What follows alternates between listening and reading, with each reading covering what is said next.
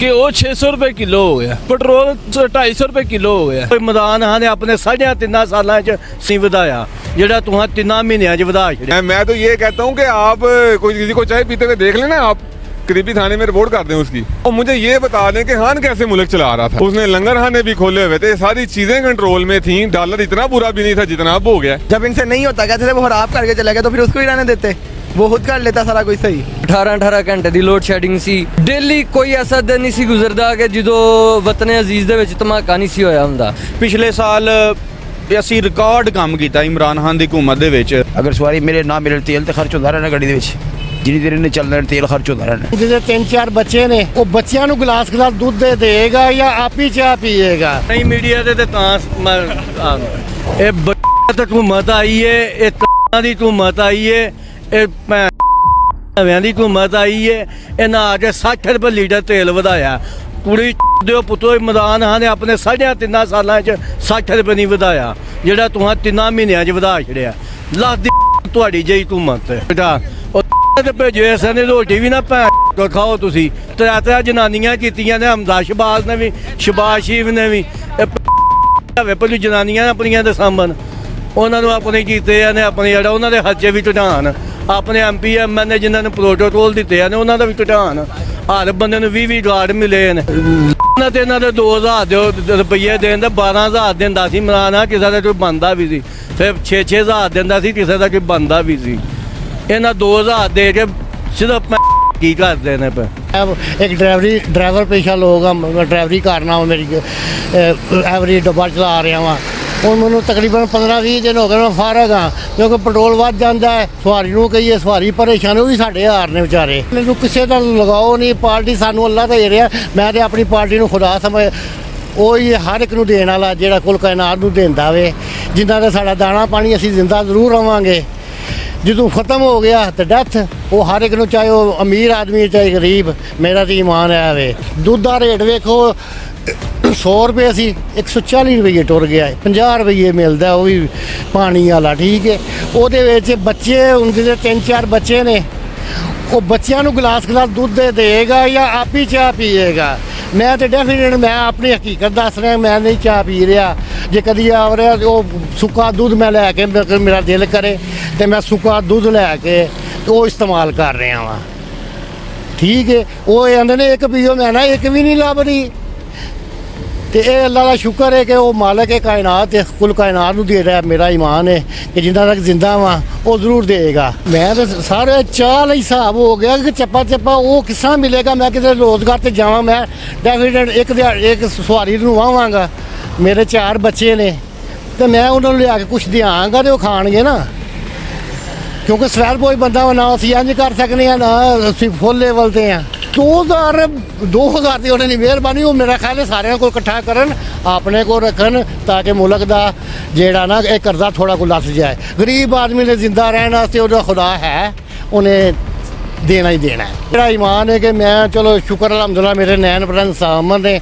ਮੈਂ ਜ਼ਕਾਤ ਦਾ ਮੁਸਤਹਿਕ ਨਹੀਂ ਹੈ, ਮੈਂ ਜ਼ਕਾਤ ਨਹੀਂ ਲਵਾਂਗਾ। ਮੈਨੂੰ 2000 ਦੇਣਗੇ ਵੀ ਤਾਂ ਨਹੀਂ ਲਵਾਂਗਾ, ਕਿਉਂਕਿ ਉਹ ਜ਼ਕਾਤ ਹੀ ਚਾਹੁੰਦਾ ਹੈ। ਅਲਹਮਦੁਲਿਲਾ ਮੈਂ ਕੂਵਤ ਹੈ ਮੇਰੇ 'ਚ, ਮੈਂ ਕੁਝ ਨਾ ਕੁਝ ਮਜ਼ਦੂਰੀ ਜ਼ਰੂਰ ਕਰ ਰਹਾਂਗਾ। ਮੈਂ ਸਭ ਕੋਲ ਭਰੋਸਾ, ਮੈਨੂੰ ਉਸ ਮਾਲਕ ਦੇ, ਉਹਨੇ ਦੇਣਾ ਹੀ ਦੇਣਾ। ਸਰਬਰਾਹ ਉਹ ਤੁਸੀਂ ਸਾਡੇ ਤੇ ਇਸ ਮੁਲਕੋ ਕੌਮ ਦਾ ਕੁਝ ਸੋਚੋ। ਮਾਰ ਸਭ ਨੇ ਜਾਣਾ ਹੈ, ਵੱਡੇ ਨੇ ਵੀ ਛੋਟੇ ਨੇ ਵੀ, ਨਾਲ ਕਿਸੇ ਨੇ ਲੈ ਕੇ ਜਾਣਾ। ਬਸ ਇੰਨੀ। ਇੱਕ ਗਰੀਬ ਆਦਮੀ ਹੈ, ਮਜ਼ਦੂਰ ਆਦਮੀ ਹੈ, ਇਹ ਹੁਣ ਕੰਮ ਤੋਂ ਆ ਰਹੇ ਆ। 1000 रुपया दिहाड़ी है, सुबह 8 बजे तक गया, हूँ आ रहे हैं कि वो 600 रुपये किलो हो गया, पेट्रोल 200-250 रुपये किलो हो गया। महंगाई इन्नी को हो रही है, गरीब आदमी की करेगा? बच्चों की खुशकुशी कराएगा, बच्चों को जहर देगा, मार देगा, और की करेगा? हुकूमत की काट दी है भी। वो तो 2000 रुपये ना तो जुत्ती भी नहीं आती, 2000 रुपये की जुत्ती भी नहीं आती। तो पहले नंबर से जिन्होंने दे रहा वो अपने बंदे को किस्म दे रहा, ਉਹਦਾ ਕੋਈ ਸੋਚੇ, ਆਵਾਮ ਦਾ ਸੋਚੇ। ਇਹ ਹਮਦਾ ਸ਼ਬਾਜ਼ ਆਪਣੀ ਕੰਪਨੀ ਹੈ, ਮੁਰਗੀ ਦੀ ਕੰਪਨੀ ਹੈ। ਮੁਰਗੀ ਸੀ 250 ਰੁਪਏ ਕਿਲੋ, ਇਸ ਟਾਈਮ ਕਿੱਥੇ ਚਲੀ ਗਈ ਹੈ? 450-500 ਰੁਪਏ ਕਿਲੋ ਹੈ। ਇਹਨਾਂ ਪਾਕਿਸਤਾਨ ਦਾ ਬੇੜਾ ਡੋਲੇ ਹੈ, ਖਲਾਸ ਕਰਨਾ ਨਾ। ਇੱਕ ਵਾਰੀ ਪਾਕਿਸਤਾਨ ਖਤਮ ਕਰਕੇ ਫਿਰ ਕੋਈ ਨਵੀਂ ਪਲਟਨ ਲਿਆਣਗੇ। 2000 ਰੁਪਏ ਤੁਸੀਂ ਗੱਲ ਕਰੇ ਕਿਹਨੂੰ ਲੱਭ ਰਿਹਾ? ਕੋਈ ਇਹਨਾਂ ਦੀ ਜਾਂ ਕੋਈ ਆਪਣੀ ਪਾਰਟੀਆਂ ਦੇ ਬੰਦੇ ਨੇ? ਕੋਈ ਵੀ ਇੱਥੇ ਬੰਦਾ ਕਹੇ ਜੀ ਸਾਨੂੰ 2000 ਰੁਪਏ ਮਿਲ ਰਿਹਾ, ਮੈਂ ਜਿਹੜੀ 1000 ਰੁਪਏ ਦਿਹਾੜੀ ਲਾ ਕੇ ਆਇਆ ਮੈਂ ਉੱਥੋਂ ਦਿਆਂਗਾ। ਇਹਦਾ ਬੇੜਾ ਗੜਕ ਕਰ ਦਿੱਤਾ ਹੈ ਪੂਰੀ ਪਾਕਿਸਤਾਨ ਦੀ ਆਵਾਮ ਦਾ, ਕੌਮ ਦਾ, ਮੁਲਕ ਦਾ। ਉਹ ਖੁਦਾ ਦੇ ਬੰਦੇ, ਤੁਸੀਂ ਸਿੱਧਾ ਜਾਓ ਅਮਰੀਕਾ ਕੋਲ, ਜਿਹਨੇ ਤੁਹਾਨੂੰ ਆ ਕੇ ਘੁੰਮਣ ਗਈ ਹੈ, ਉਹਨੂੰ ਆਖੋ ਖੁਦਾ ਦਾ ਨਾਂ ਹੈ, ਅਸੀਂ ਤੇ ਤੇਰਾ ਕੰਮ ਕਰ ਦਿੱਤਾ, ਹੁਣ ਸਾਡਾ ਕੰਮ ਕਰ ਜਿਹੜਾ ਨਾ ਮੁਲਕ ਦਾ ਬੇੜਾ ਗੜਕ ਕਰ ਛੜਿਆ ਇਹਨਾਂ ਨੇ ਆ ਕੇ। ਇਹ ਜ਼ਿੰਦਗੀ 'ਚ ਹੋਇਆ ਜਦੋਂ ਦਾ ਪਾਕਿਸਤਾਨ ਬਣਿਆ। 150 ਰੁਪਏ ਤੱਕ ਆਇਆ, ਇਹਨਾਂ ਨੇ ਇਕੱਠੇ 100 ਰੁਪਏ ਲੈ ਗਏ ਨੇ ਮਹੀਨੇ ਡੇਢ 'ਚ। ਉਹ ਖੁਦਾ ਦਾ ਖੌਫ ਇਹਨਾਂ ਕੋਲ ਕੋਈ ਨਹੀਂ। ਕਿਸਾਨ ਬਿਲਕੁਲ ਮਰ ਗਏ ਨੇ, ਟੋਟਲ ਉਹਨਾਂ ਦਾ ਬੁਰਾ ਬੇੜਾ ਗੜਕ ਹੋ ਗਿਆ।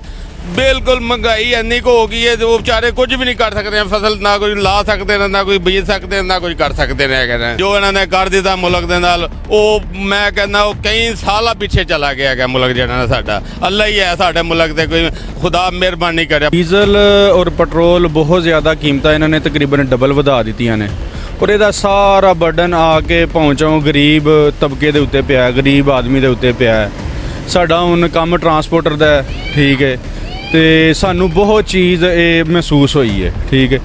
ਡਬਲ ਰੇਟ ਹੋ ਗਏ ਨੇ ਇਹਦੇ ਡੀਜ਼ਲ ਦੇ। ਅਸੀਂ ਹੁਣ ਫਸ ਗਏ ਹਾਂ ਵਿੱਚ, ਕਿਉਂਕਿ ਅਗਰ ਇਹ ਅਸੀਂ ਕਸਟਮਰ ਨੂੰ ਰੇਟ ਦਸੀਏ, ਕੋਈ ਕਸਟਮਰ ਗੱਡੀ ਲੈ ਕੇ ਜਾਣ ਨੂੰ ਤਿਆਰ ਹੀ ਕੋਈ ਨਹੀਂ। ਸਾਡੀਆਂ ਗੱਡੀਆਂ ਨੇ, ਕਾਰੋਬਾਰ ਸਾਡਾ ਜਦੋਂ ਦੀ ਹਕੂਮਤ ਆਈ ਹੈ ਬਿਲਕੁਲ ਤਬਾਹ ਹੋ ਗਿਆ, ਠੱਪ ਹੋ ਗਿਆ, ਯਾਨੀ ਕਿ ਜ਼ੀਰੋ ਦੇ ਉੱਤੇ ਟੁਰ ਗਈ ਹੈ ਐਵਰੇਜ। ਔਰ ਵੇਖ ਕੇ ਆਮ ਬੰਦੇ ਨੂੰ ਤੇ ਯਕੀਨ ਕਰੋ ਰੋਣਾ ਆਉਂਦਾ ਹੈ, ਤਰਸ ਆਉਂਦਾ ਹੈ। ਇਸ ਹਕੂਮਤ ਨੇ ਫੜ ਕੇ ਬੇੜਾ ਗਰਕ ਕਰ ਛੜਿਆ ਜਿਹੜਾ ਨਾ ਇਸ ਚੀਜ਼ ਦਾ। ਅੱਛਾ, ਜਿਹੜੀਆਂ ਸ਼ਾਦੀਆਂ ਵਗੈਰਾ ਹੁੰਦੀਆਂ ਹਨ, ਗੱਡੀਆਂ ਕਾਰਾਂ ਜਾਂਦੀਆਂ ਹਨ, ਹੁਣ ਉਹਨਾਂ ਦਾ ਕੀ ਤਾਸੁਰਾਤ ਨੇ ਇਸ ਹਵਾਲੇ ਨਾਲ, ਕਿਰਾਏ ਦੇ ਹਵਾਲੇ ਨਾਲ, ਬੁਕਿੰਗ ਦੇ ਹਵਾਲੇ? ਗਰੀਬ ਆਦਮੀ ਵਿਚਾਰੇ ਨੇ ਕੀ ਕਰਨਾ ਹੈ, ਆਪਣੀਆਂ ਮਤਲਬ ਉਹਨਾਂ ਦੇ ਬੱਚੇ ਘਰ ਹੀ ਜਿਹੜਾ ਨਾ ਬੱਚੀਆਂ ਲੱਗੇ ਨੇ, ਬੁੱਢੀਆਂ ਹੋਣ, ਔਰ ਇਹ ਹਕੂਮਤ ਦੀ ਵਜ੍ਹਾ ਦੇ ਉੱਤੋਂ ਸ਼ਾਦੀ ਵਿਆਹ ਦਾ ਕੰਮ ਵੀ ਬਿਲਕੁਲ ਖਤਮ ਹੋ ਗਿਆ। ਪਿਛਲੇ ਸਾਲ ਅਸੀਂ ਰਿਕਾਰਡ ਕੰਮ ਕੀਤਾ ਇਮਰਾਨ ਖਾਨ ਦੀ ਹਕੂਮਤ ਦੇ ਵਿੱਚ। ਅਸੀਂ ਤਾਰੀਖ 'ਚ ਇੰਨਾ ਕੰਮ ਨਹੀਂ ਕੀਤਾ ਜਿੰਨਾ ਪਿਛਲੇ ਪਿਛਲੇ ਸਾਲ ਅਸੀਂ ਕੰਮ ਕੀਤਾ, ਕਿਉਂਕਿ ਇੰਨੇ ਜ਼ਿਆਦਾ ਰਿਲੀਫ ਉਹਨੇ ਦਿੱਤੇ ਹੋਏ ਸਨ। ਪੈਟਰੋਲ ਹੀ ਬਹੁਤ ਮਹਿੰਗਾ, ਉਹਦੀ ਵਜ੍ਹਾ ਨਾਲ ਪਰੇਸ਼ਾਨੀ ਹੈ। ਪੈਟਰੋਲ ਦੀ ਵਜ੍ਹਾ ਤੋਂ, ਪੈਟਰੋਲ ਦੀ ਮਹਿੰਗਾਈ ਦੀ ਵਜ੍ਹਾ ਤੋਂ इतने पैसे नहीं कमाते जितना पेट्रोल पवा देने में। फिर के सवारियाँ मिलदियाँ ने 100-250 रुपये लीटर तेल, 240 रुपये लीटर तेल। अगर सवारी मिले ना मिले तेल तो खर्च होता रहना गड्डी दे विच, जिन्नी देर इन्हें चलना तेल खर्च होता रहना। गरीब आवाम में घ्यो बहुत महंगा है, महंगाई बहुत ज़्यादा है, घर के खर्च अखराजात बहुत ज़्यादा ने, जिसकी वजह नाल कोई मेहरबानी हो चलो असी सुख की रोटी खा लीए। कि आवाम ही बेचारी बेवकूफ़ है, समझदार होती तो अपने वोट की ज़रूर कदर करती। कम से कम 30 रुपये बचाने के लिए लाइनों में लग जाते हैं। ये पता है कि पेट्रोल महंगा होने लगा, 30 रुपये बचा लेते हैं। कम से कम देखो इसके पीछे वजह क्या है। इस हुकूमत के पास थ्योरी क्या होती है जनाब, आप रात को 8 बजे दुकानें बंद कर दें, लाइट बचेगी, आप चाय पीना छोड़ दें। मैं तो ये कहता हूँ कि आप कोई किसी को चाय पीते हुए देख लेना, आप करीबी थाने में रिपोर्ट कर दें उसकी, ठीक है। बाजार से कोई बंदा 2 किलो से ज़्यादा चीनी ना ले, घी महंगा कर दिया, अब निकले ना आवाम सड़कों पे, खुदारी का मुजाहरा करें, अब आएँ बाहर।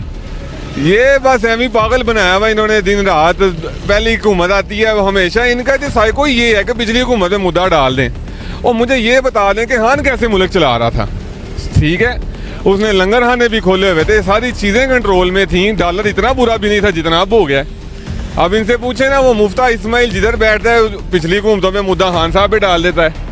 कम से कम इन बातों का मैं तो कहता हूँ मेरा ये जाए ना वीडियो उन तक, वो सुने यार, एक ही जवाब दे दें, किसी भी सवाल का जवाब दे दें, वो कैसे मुल्क चला रहा था। यार बात है बुरी सी है, माइंड ना करा बोल दूँ।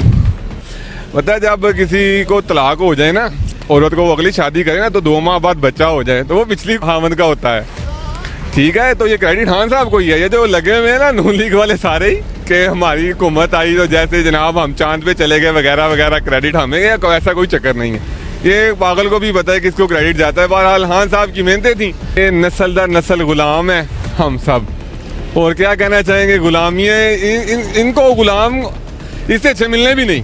कैसी मज़ेदार बात है। शहबाज शरीफ आगे से उसके बच्चे, आगे से उसके